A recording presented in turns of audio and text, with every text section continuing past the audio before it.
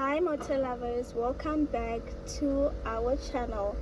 In this video we are showing you how to remove an Opel Corsa gear lever cover. Let's get into it. All you need is a screwdriver, a flat screwdriver, and a scissors.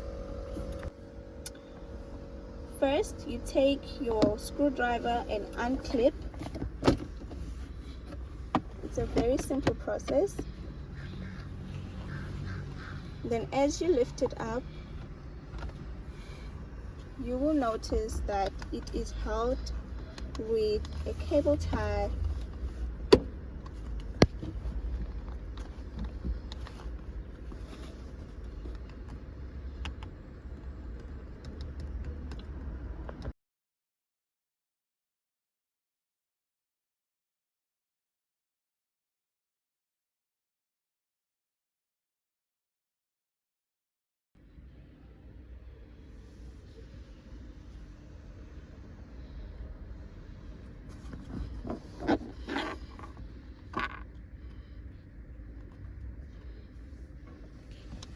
Then you take your scissors, cut off the cable tie